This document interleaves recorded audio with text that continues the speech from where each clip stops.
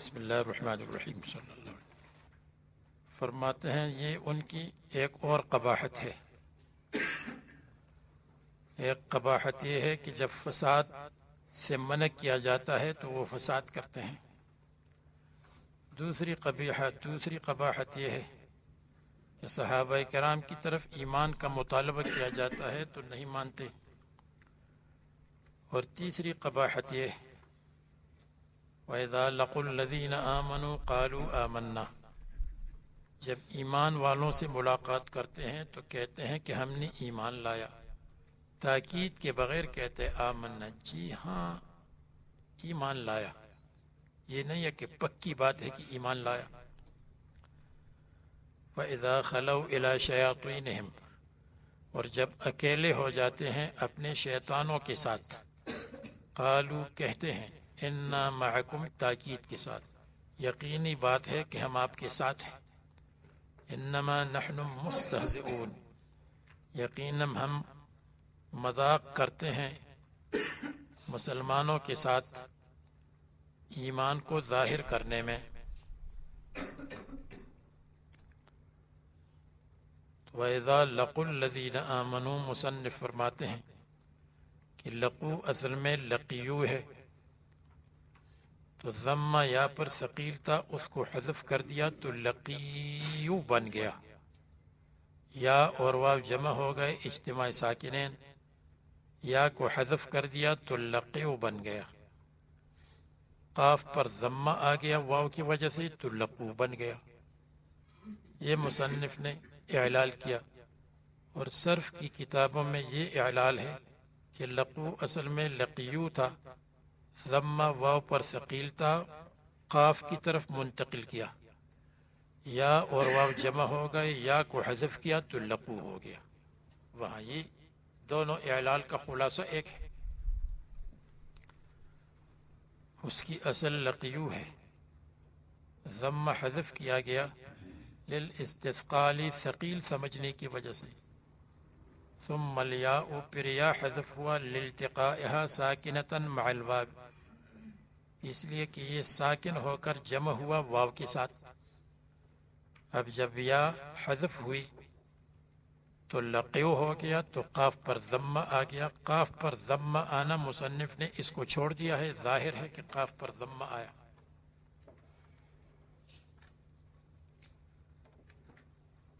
جب ملاقات کرتے ہیں ایمان والوں کے ساتھ، قالوا آمنا، آمنا من غیر تاکید، وَإِذَا خَلَوْا إِلَى شَيَاطِينِهِمْ، جب خالی ہوتے ہیں شیاطین کے پاس، منہم ورجعوا، یہ اشکال کا جواب۔ اشکال یہ ہے کہ خلا کے بعد تو با آتی ہے، جیسے کہتے ہیں خلا بہا، خلا بالزوجت، شوہر نے خلوت کی زوجے کے ساتھ، تو یہاں الا کیوں آئی؟ تو مصنف نے جواب دیا کہ خلو اس کے بعد محذوف ہے، یعنی خلو منہم ورجعوا الی شیاطینہم، کہ جب خلو چلے جاتے ہیں منہم مسلمانوں کے ہاں سے، ورجعوا اور راجع ہوتے ہیں شیاطین کے پاس، تو یہ الی رجعوا کے لیے صلہ ہے، اور خلو کے لیے نہیں، خلو سے کے بعد من مقدر ہے، خلا منہ ورجع الی شیاطینہ، اور خلا بمعنی ذہب ہے۔ اور دوسری توجہ یہ ہے کہ خلو ذہبو کے معنی میں ہے، وَإِذَا ذَهَبُوا إِلَى شَيَاطِينِهِمْ، جب چلے جاتے ہیں الی شیاطینہم، اپنے شیطانوں کے پاس، رؤسائہم، اپنے رئیسوں کے پاس۔ یہ اشکال کا جواب ہے رؤسائہم، کہ یہ لوگ اب شیطانوں کے پاس کیسے چلے گئے؟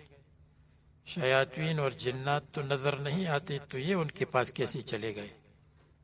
ہاں، اگر اس زمانے میں مولانا نور الدین صاحب موجود ہوتے اور وہ بتاتے کہ یہ شیاطین اور جنات ہے تو دوسری بات ہے۔ مصنف کہتے نہیں، شیاطین اس سے مراد شیاطین اصلی نہیں ہے، شیاطین وصفی ہے، اور شیاطین نے وصفی کیا ہے جن کی صفت شیطانوں کی ہے، یعنی ان کے کبرا، ان کے رؤساء، ان کے بڑے، یہ مراد ہے۔ وہ شیطان تو نہیں ہے لیکن اس کی صفت شیطانوں کی ہے، جیسے شیطان شرارت کرتا ہے وہ بھی کرتے ہیں۔ فرماتے ہیں رؤسائہم، وہ رؤساء دو شیطان کے ساتھ، شیاطین کے ساتھ مشابہ ہیں، تو یہ شیطان وصفی ہے، شیطان اصلی نہیں۔ قالوا انا معکم، یقیناً ہم مستمرون معکم، ہم ہمیشہ آپ کے ساتھ ہیں۔ تو پھر اشکال ہے کہ کیا یہ اپنے رؤساء کے ساتھ رہتے تھے؟ یہ تو اپنی بیویوں کے پاس رہتے تھے۔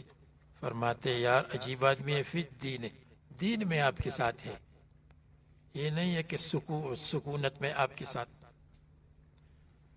انما نحن مستہزئون، ہم مذاق کرتے ہیں۔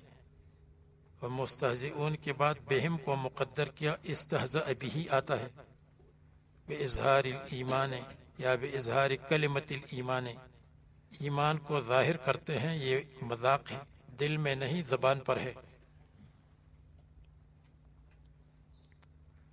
تو مذاق وہی ہے جو دل کے موافق نہ ہو۔ اللہ یستہزئ بہم، اللہ تبارک و تعالی مذاق کریں گے ان کے ساتھ۔ اس کے اشکال یہ ہے اللہ تعالیٰ کیسے مذاق کرتے ہیں؟ مذاق تو بری چیز ہے، اور برا کام اللہ تعالیٰ نہیں کرتے۔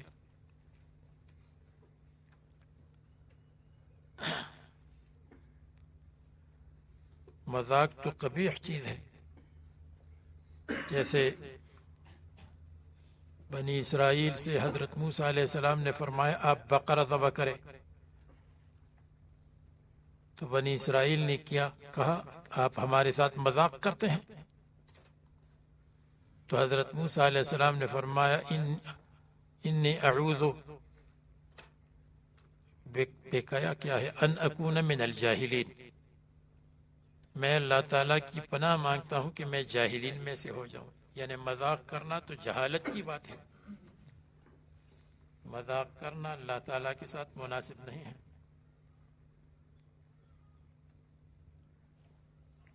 اتتخذنا ہزوا، کیا ہمارے ساتھ آپ مذاق کرتے ہیں؟ قال اعوذ باللہ ان اکون من الجاہلین، تو جو جہالت کا کام ہے وہ اللہ تعالیٰ کی طرف کیسے منسوب؟ مصنف نے جواب دیا کہ یستہزئ بہم یجازیہم، یہ مشاکلہ ہے۔ مشاکلہ اس کو کہتے ہیں کہ ایک لفظ دوسرے کا ہم شکل ہو اور معنی الگ ہو۔ تو یستہزئ اے یجازیہم بالاستہزاء، جیسے جزاء سیئۃ سیئۃ، سیئے کے بدلے میں سیئہ ہے، وہ بدلہ تو سیئہ نہیں ہے لیکن مشاکلتاً اس کو سیئہ کہا گیا۔ وَإِنْ عَاقَبْتُمْ فَعَاقِبُوا بِمِثْلِ مَا عُوقِبْتُمْ بِهِ، جب تم سزا عقوبت کے بدلے میں عقوبت دیتے ہو تو وہ تو عقوبت نہیں ہے، وہ تو انتقام ہے، لیکن اس کو عقوبت کہا مشاکلتاً، ہم شکل ہونے کی وجہ سے۔ اللہ تعالیٰ ان کے ساتھ مذاق کرتے ہیں، یعنی اللہ تعالیٰ ان کو جزا اور بدلہ دیں گے۔ یا یستہزئہم بہم کا مطلب یہ ہے کہ یعامل بہم معاملۃ الاستہزاء، ان کے ساتھ ایسا معاملہ کریں گے جو ان کے معاملے کی طرح ہے، استہزاء کی طرح ہے۔ کیسے؟ جیسے ان کو جہنم کے دروازے پر لایا جائے گا اور یکدم دروازہ بند کر دیا جائے گا تو واپس چلی جائیں گے۔ یہ تو استہزاء نہیں ہے لیکن استہزاء کے ساتھ مشابہ ہے، معاملہ ہے۔ یا یہ ہے کہ منافقین کو نور مل جائے گا، روشنی مل جائے گی، وہ کہیں گے واہ واہ ہمیں بھی نور مل گئی، اس لیے کہ ہم نے بھی کلمہ پڑھا۔ پھر جب آگے چلیں گے تو ان کا نور بجھایا جائے گا، ان سے کہا جائے گا کہ تمہارا نور چلا گیا. جب مسلمانوں سے کہیں گے ہمیں نور دے دو تو وہ کہیں گے کہ تم پیچھے چلے جاؤ اور پیچھے نور کو تلاش کرو، یہاں نور کا مرکز نہیں ہے. تو نور کا دینا اور بعد میں چھیننا، دروازے پر لانا اور پھر بعد میں دروازے کا بند ہونا، یہ ایسا ہے جیسے استہزاء کا معاملہ ہو.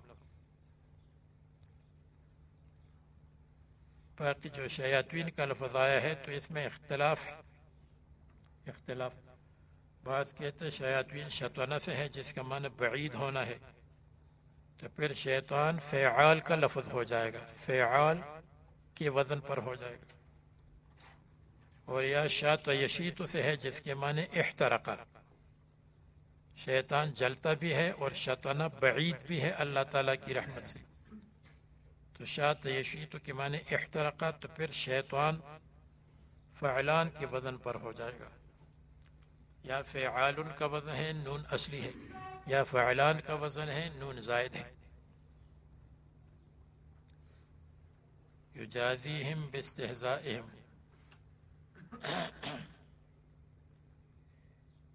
ویمدہم فی طغیانہم یعمہون، اور اللہ تعالیٰ ان کو مہلت دیتے ہیں فی طغیانہم کہ وہ اپنی سرکشی میں، یعمہون حیران اور پریشان پھرتے ہیں.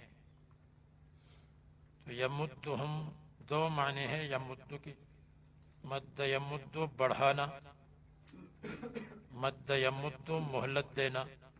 مصنف نے مہلت دینے کو اختیار فرمایا کہ دنیا میں اللہ تعالیٰ ان کو مہلت دیتے ہیں، یہ بہتر معنی ہے. اگرچہ دوسرا معنی بھی ہو سکتا ہے کہ اللہ تعالیٰ ان کے طغیان کو بڑھاتے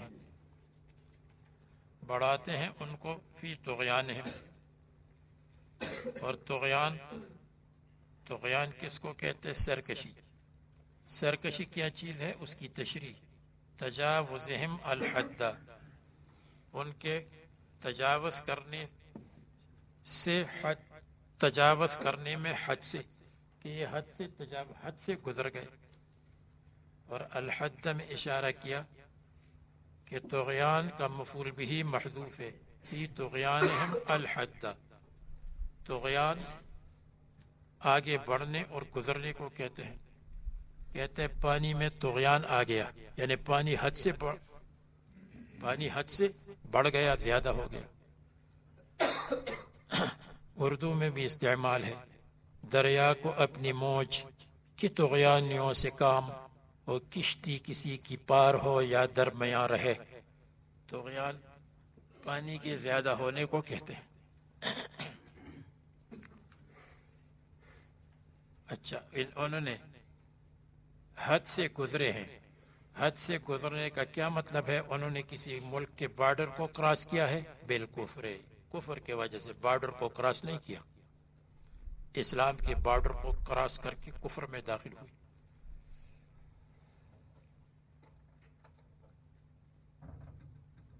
یعمہون یترددون، عمیہن، اور عمیٌ میں فرق یہ ہے، العمی فی البصر والعمہ فی العقل. عمیٌ کا مطلب، عما کا مطلب آنکھوں کا نابینا ہونا، اور عمہ کا مطلب عقل کا کام چھوڑنا.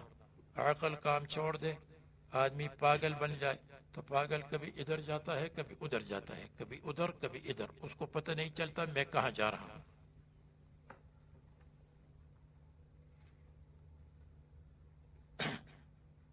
یعمہون یتحیرون و یترددون، مصنف نے ترجمہ کیا کہ یعمہون کا مطلب یترددون تحیرا، یہ گھومتے پھرتے ہیں حیران ہو کر. آسان لفظوں میں پریشان پھرتے ہیں. یہ پریشان ہے، کبھی مسلمانوں کے پاس جاتے ہیں کہ وہاں ہمیں کوئی لقمہ تر مل جائے گا، کبھی کافروں کے پاس جاتے ہیں کہ وہاں ہمیں کچھ لا الہ الا ولا الہ الا، نہ ادھر نہ ادھر، نہ ادھر نہ ادھر، نہ ادھر کے رہے نہ ادھر کے رہے، نہ خدا ہی ملا نہ وصال صنم، کچھ بھی نہیں ملا.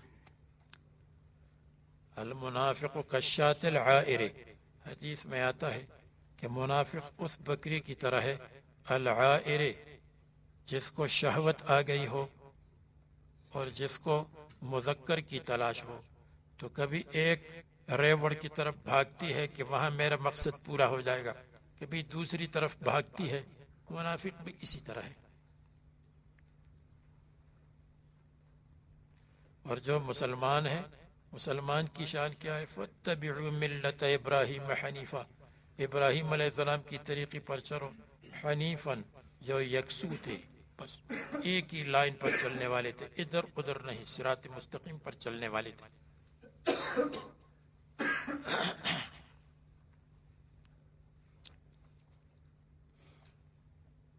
حال یعمہون حال ہے، حال کون ہے؟ یعمہون۔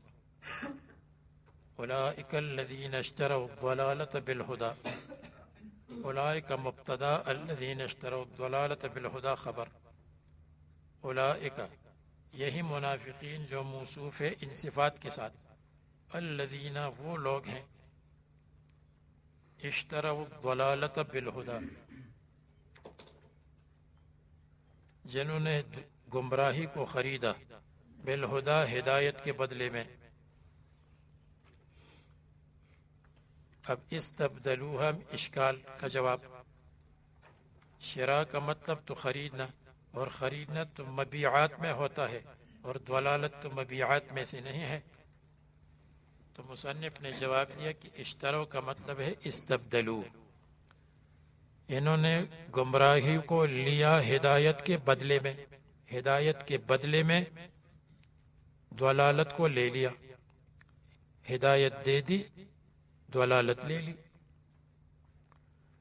پھر اگر کوئی اشکال کرے کہ ہدایت دے دی، ہدایت تو ان کے پاس موجود نہیں تھی، تو ہدایت کہاں دے دی اور گمراہی کو کہاں لیا؟ گمراہی تو ان کے پاس تھی۔ تو اس کا جواب یہ ہے کہ گمراہی کو ہدایت کے بدلے میں لے لیا، جو ہدایت ان کی قدرت میں تھی، جو ہدایت ان کی فطرت میں تھی۔ کل مولود یولد علی فطرت الاسلام فابواہ اما یحودانہ او ینصرانہ او یمجسانہ۔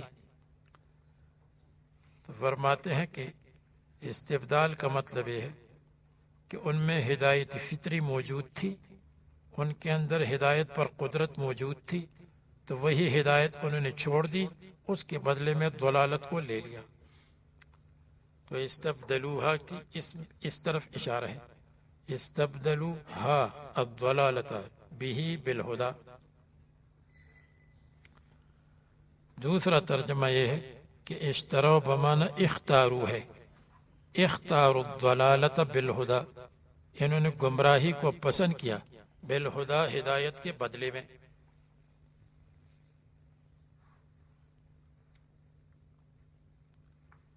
فما ربحت تجارتهم، تو ان کی تجارت نے فائدہ نہیں کیا، ان کی تجارت نے نفع نہیں کمایا۔ فما ربحت تجارتهم، یہ معاندین ہے۔ اگر کوئی اشکال کرے کہ تجارت نے فائدہ نہیں کمایا، حالانکہ انسان فائدہ کماتا ہے، تو تجارت کی طرف ربح کی نسبت کیوں ہوئی حالانکہ ربح انسان کماتا ہے؟ تو مصنف فرماتے ہیں کہ یہ مجاز ہے۔ فما ربحت تجارتهم مجاز عقلی ہے، یعنی ما ربحوا فی التجارت، انہوں نے فائدہ نہیں کمایا تجارت میں، لیکن چونکہ تجارت سبب ہے کمانے کے لیے تو یہ نسبت الی السبب ہے، اور جب فعل کی نسبت سبب کی طرف ہو تو اس کو مجاز عقلی کہتے ہیں۔ تو یہ مجاز عقلی کی قبیلے میں سے ہیں، یعنی تجارت نے فائدہ نہیں کمایا، یعنی انہوں نے فائدہ نہیں کمایا تجارت میں۔ بل خسروا، یہ اشکال کا جواب ہے۔ اشکال یہ ہے کہ جو آدمی تجارت میں نفع نہ کمائے لیکن راس المال بچ جائے، یہ بھی فائدہ ہے۔ تو فما ربحت تجارتهم کا مطلب یہ ہے کہ فائدہ نہیں کمایا اور سرمایہ بچایا۔ تو فائدے کی دو قسمیں ہیں، فائدے کی ایک قسم میں ہے کہ سرمایہ بھی بچ جائے اور فائدہ بھی ہو جائے. دوسری قسم یہ ہے کہ اصل سرمایہ اور راس المال بچ جائے اور فائدہ نہ ہو. تو فما ربحت تجارتہم، اس کا مطلب تو یہ ہے کہ ان کو فائدہ ہوا اس لیے کہ تجارت نے فائدہ نہیں کیا لیکن راس المال بچ گیا. مصنف کہتے نہیں، یہ مطلب ہے بل خسروا، بلکہ انہوں نے نقصان کیا، راس المال بھی چلا گیا، ہدایت چلی گئی. لمصیرہم الی النار المؤبدۃ، اور یہ خسارہ کیسی ہوا؟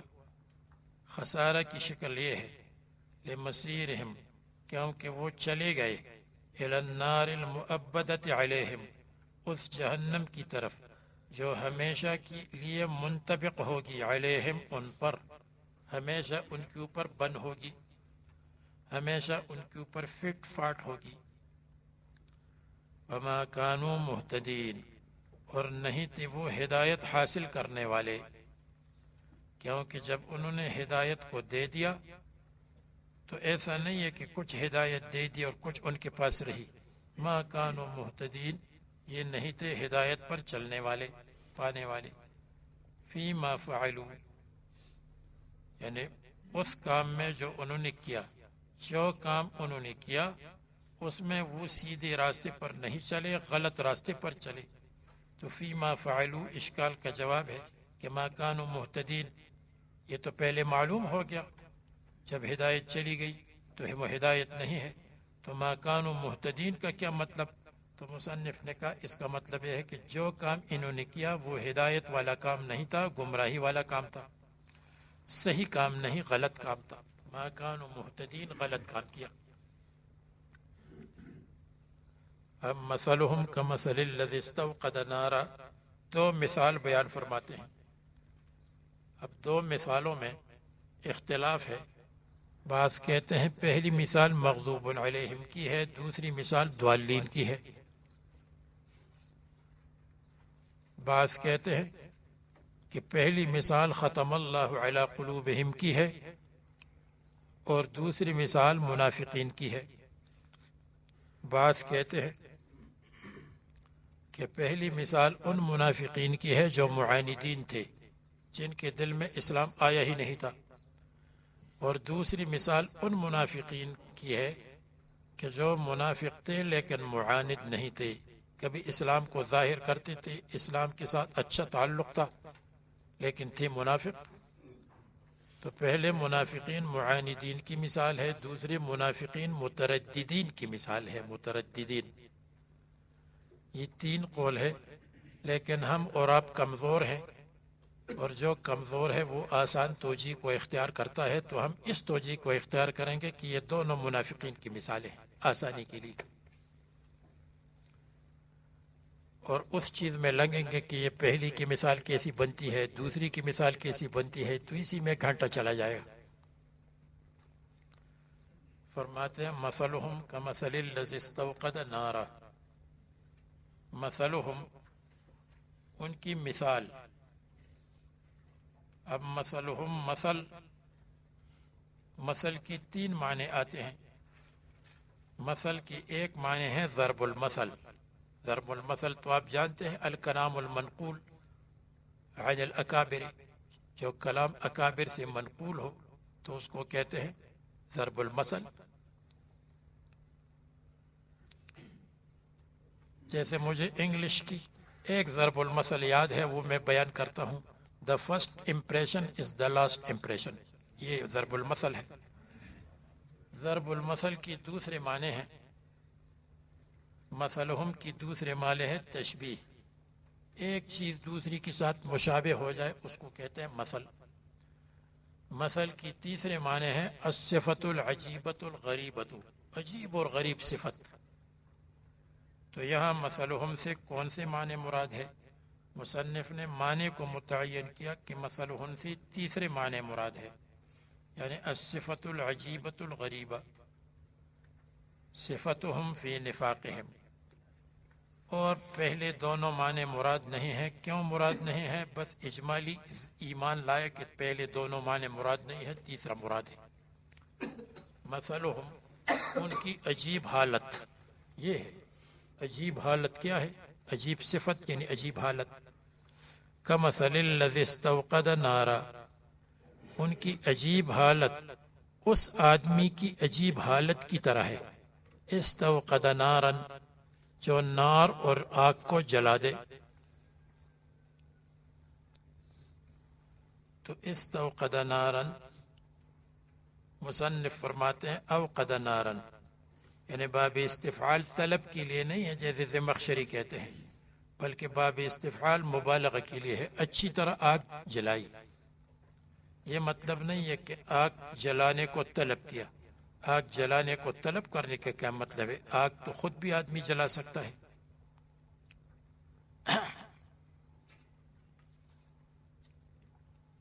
تو استوقد نارا اس نے نار کو جلایا. اور فی ظلمتن اس کی قید لگائی اس لیے کہ فلما اضاءت کے ساتھ موافق ہو جائے. اس لیے کہ جب اس نے ماحول کو روشن کیا تو اندھیرا ہوگا.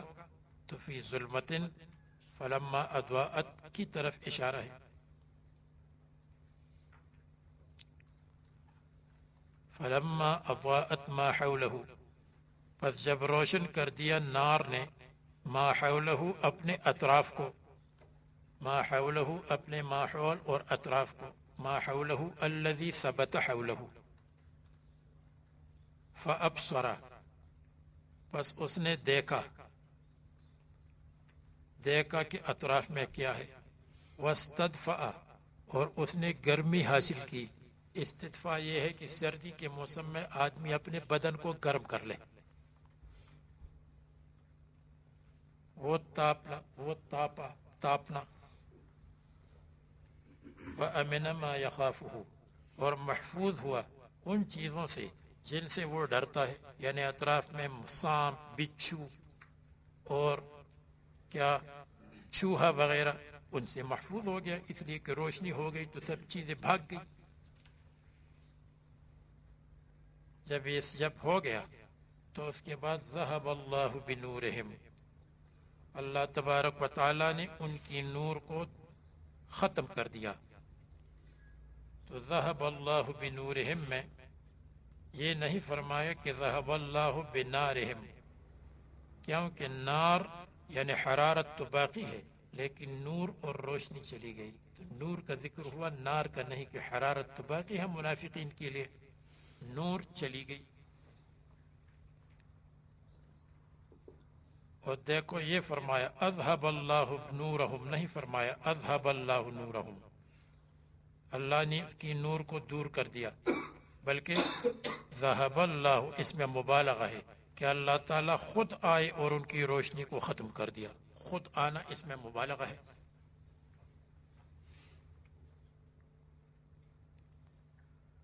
اور ذهب اللہ بنورہم یہاں دو معنی ہیں تو ایک کو متعین کیا. ذهب اللہ بنورہم کا ایک مطلب یہ ہے کہ اللہ تعالیٰ نے نور کو دور رکھا. ایک معنی یہ ہے کہ نور کو بجھایا. تو دوسرے معنی مراد ہے کہ اللہ تعالیٰ نے نور کو بجھایا. اگرچہ پہلا معنی بھی لے سکتے ہیں لیکن دوسرا معنی ظاہر ہے، اس کو بجھایا. اور پھر اشکال کا جواب ہے کہ الذی استوقد میں استوقد مفرد ہے الذی کی وجہ سے، اور ذهب اللہ بنورہم ہم جمع ہے. جب استوقد مفرد ہے تو ہم جمع کیوں آیا؟ تو مصنف نے جواب دیا کہ استوقد مفرد تھا الذی کے لفظ کو دیکھتی ہوئی، اور نورہم جمع ہے اس کے معنی کو دیکھتی ہوئی.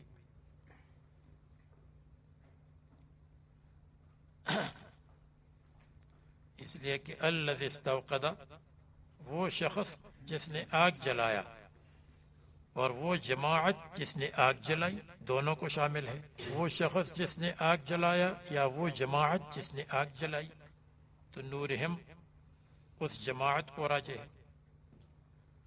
تو ضمیر کو جمع لایا مراعات لمعنی الذی، الذی کے معنی کی رعایت کی وجہ سے. اس لیے کہ الذی کا یہ مطلب بھی ہے کہ جس جماعت نے آگ جلایا.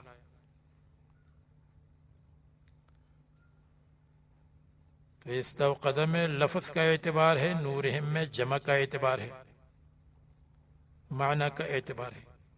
وَتَرَكَهُمْ، اور اللہ تعالیٰ نے ان کو چھوڑ دیا، فی ظلمات، اندھیروں میں، اور ایسے اندھیروں میں حال کونہم لا یبصرون، ایسے حال میں کہ وہ نہیں دیکھ سکتے، ما حولہم، جو ان کے آس پاس اطراف میں ہے، ایسے حال میں متحیرین عن الطریق، کہ پریشان اور حیران ہو گئے راستے سے، یا راستے سے گم ہو گئے، خائفین اور ڈر گئے۔ فَكَذَلِكَ هَؤُلَاءِ، اسی طرح یہ منافقین، امنوا بِإِظْهَارِ کلمۃ الایمان، ایمان کے کلمے کے اظہار کے ساتھ محفوظ ہو گئے۔ فَإِذَا مَاتُوا، جب مر جائیں گے، جاءہم الخوف والعذاب، ان کے اوپر خوف آئے گا اور عذاب آئے گا۔ تو اس مثال کو تطبیق کرنے کے لیے مصنف نے ایک معنی یہ بیان فرمایا کہ جیسے کوئی آگ جلائے یا کوئی جماعت آگ جلائے اور تھوڑی دیر کے بعد فائدہ حاصل کرنے کے بعد آگ بجھ جائے، اسی طرح ان منافقین نے بھی جو آگ جلائی ہے تو دنیاوی منافع اور فوائد تھوڑے سے حاصل کر لیے، قتال سے بچ گئے، محفوظ ہو گئے، مال محفوظ ہو گیا، لیکن جیسے ہی دنیا ختم ہو جائے، آخرت شروع ہو جائے، تو اللہ تعالیٰ ان کی نور کو ختم کریں گے اور ان کو اندھیروں میں اور جہنم میں اور مصیبت میں چھوڑ دیں گے۔ یہ ایک ترجمہ اور یہ ایک خلاصہ۔ دوسرا خلاصہ یہ ہے کہ ان کی داعی کی مثال، مثلہم یعنی مثل داعیہم، ان کی داعی کی مثال یعنی رسول اللہ صلی اللہ علیہ وسلم، رسول اللہ صلی اللہ علیہ وسلم نے آگ جلائی تاکہ لوگ آگ سے فائدہ اٹھائے۔ ان منافقین نے نور سے فائدہ نہیں اٹھایا تو اللہ تعالیٰ نے نور کو بجھایا، اللہ تعالیٰ نے ان کے سامنے ان کے دلوں میں جو نور ہے اس کو بجھایا اور یہ ہمیشہ گمراہی میں رہے۔ یہ دوسرا مطلب۔ تیسرا مطلب یہ ہے کہ یہ جو منافقین ہے یہ بمنزلہ سم عمی بکم ہے، اور جو سم عمی بکم ہو تو ان کے سامنے روشنی کا فائدہ نہیں۔ اللہ تعالیٰ نے روشنی جلائی تھی لیکن یہ سم عمی بکم ہے تو اللہ تعالیٰ نے روشنی کو ہٹایا، اس لیے کہ ان کو روشنی سے کوئی فائدہ نہیں۔ اور چوتھا مطلب یہ ہے، اور وہ چوتھا مطلب اس پر مبنی ہے کہ ذہب اللہ بنورہم کا مطلب بجھانا نہیں، لے جانا ہے، دور کرنا۔ تو یہ مطلب ہے اللہ تعالیٰ نے مدینہ منورہ میں نور کو، مکہ مکرمہ میں نور کو جلایا تھا تاکہ لوگ فائدہ اٹھائے، لیکن ان مغضوب علیہم نے اور ان ظالموں نے فائدہ نہیں اٹھایا تو اللہ تعالیٰ نے نور کو اٹھا کر مدینہ منورہ لے گئے۔ تو پھر اس صورت میں منافقین نہیں مغضوب علیہم کے ساتھ لگ جائے گا۔ اللہ تعالیٰ نے روشنی جلائی تھی، لوگ فائدہ اٹھائے، نہیں اٹھایا تو مکہ مکرمہ سے دور کر کے مدینہ کے پاس نور کو لے کر آئے، یہ معنی ہو جائے گا۔ اور یہ جو نور ہے ذہب اللہ بنورہم، تو نور مفرد آیا، ظلمات جمع۔ اس کی ایک وجہ یہ ہے کہ نور سے مراد اسلام ہے، ایمان ہے، وہ ایک ہے، اور ظلمات سے مراد کفر کے اندھیرے ہے، کفر بہت ہے، شرک کفر ہے، نصرانیت ظلمت ہے، یہودیت ظلمت ہے، اس لیے وہ ظلمات جمع آتا ہے۔ اور دوسری وجہ یہ ہے کہ نور مفرد آتا ہے ہمیں تعلیم دینے کے لیے کہ نور اس کو قلیل سمجھو اگرچہ کثیر ہو تاکہ ترقی کرے، اور ظلمات یہ جو گمراہی ہے، گمراہی کو جمع سمجھو اگرچہ قلیل ہو۔ یہ مطلب سمجھ گئے؟ نور کو مفرد لایا گیا تاکہ یہ بتا دے کہ نور کو قلیل سمجھو اگرچہ زیادہ ہو تاکہ ترقی کرے اور نور حاصل کرو، مزید نور۔ ظلمات کو زیادہ سمجھو اگرچہ قلیل ظلمات ہو۔